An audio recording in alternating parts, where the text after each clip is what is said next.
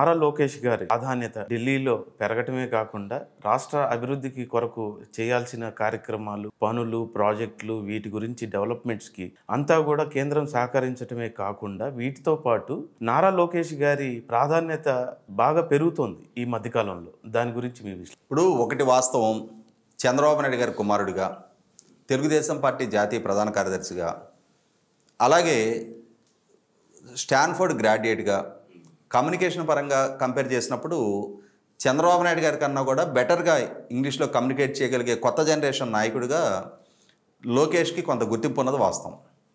అదే సందర్భంలో ఈ మధ్య చూసాం మనం, రైల్వే జోన్ శంకుస్థాపన కోసం విశాఖపట్నం వచ్చిన నరేంద్ర మోడీ గారు 6 నెలల క్రితం మన కూటమి అధికారంలోకి వచ్చినా కూడా ఇప్పటి వరకు ఢిల్లీ వచ్చి నన్ను కలవలేదు, ఒకసారి కుటుంబంతో ఢిల్లీ రండి అని చెప్పని వారు స్వయంగా ఆహ్వానించడం జరిగింది. అంటే అది లోకేష్కున్న గుర్తింపు. అది అంటే చంద్రబాబు నాయుడు గారు రాజకీయ వారసుడుగా, అదే సందర్భంలో ఎన్డీఏ కూటమి విజయంలో ఒక గేమ్ చేంజర్గా దాదాపుగా తన ద్వారా జరిగిన 3200 కిలోమీటర్ల పాదయాత్ర కూడా ఉపయోగపడింది. అన్నిటికన్నా ముఖ్యంగా జగన్మోహన్ రెడ్డి గారితో విసిగి వేసారున్న యువతని ఎన్డీఏ కూటమికి చేరువ చేయడంలో 20 లక్షల ఉద్యోగ కల్పన చేస్తాము, మీరు జగన్మోహన్ రెడ్డి గారు చేసిన వాగ్దానాలతోటి నమ్మి ఒక ఛాన్స్ తనకి ఇచ్చారు.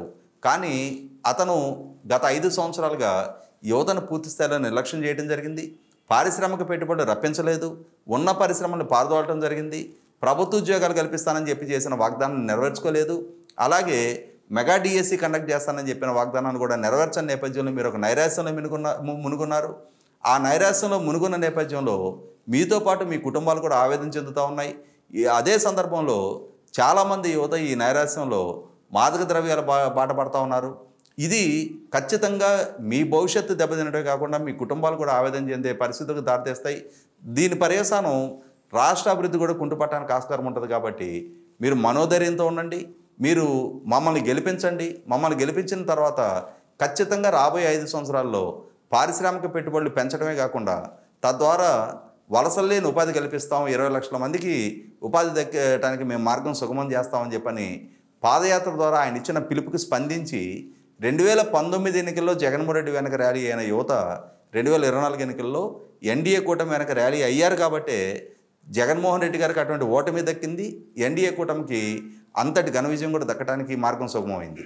ఇది 100కి 100 పాళ్ళు నారా లోకేష్ తన పాదయాత్ర ద్వారా ఈ ఎన్నికకి ఒక గేమ్ చేంజర్కి ఉపయోగపడ్డాడు అనేది వాస్తవం.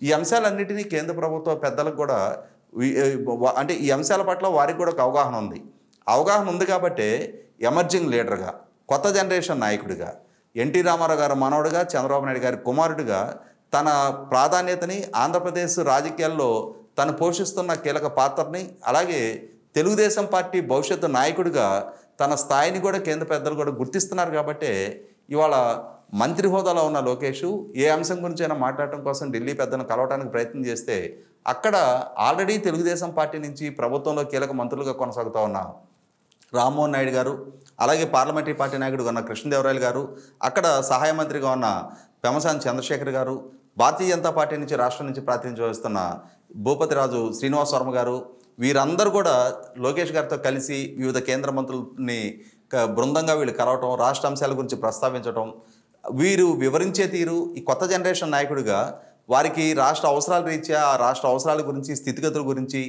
ఎంత సహాయ సహకారాలు కేంద్ర ప్రభుత్వం నుంచి అవసరమనే అంశాలని నిశితంగా వివరంగా వాళ్ళకి వివరించి చెప్తున్న నేపథ్యంలో డెఫినెట్గా అటువంటి కమ్యూనికేషను అంటే తనకున్న కమ్యూనికేషన్ స్కిల్స్ దృష్ట్యా, తన ప్రజెంటేషన్ దృష్ట్యా కేంద్ర పెద్దలు కూడా కన్విన్స్ అవుతున్నారు.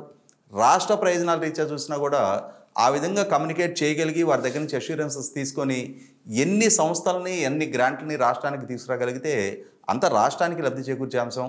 కాబట్టి ఇవాళ ఒక సమర్థుడైన నాయకుడిగా లోకేష్ని ఢిల్లీ పెద్దలు పరిగణించడంలో ఆశ్చర్యం లేదు. అదే సందర్భంలో తన సామర్థ్యం వల్ల రాష్ట్ర అభివృద్ధికి లోకేష్ కంట్రిబ్యూట్ చేస్తున్న విషయంలో కూడా ఎటువంటి డిస్ప్యూట్ లేదు. ఈ వీడియో మీకు నచ్చినట్లయితే please share, like and subscribe R24 Telugu.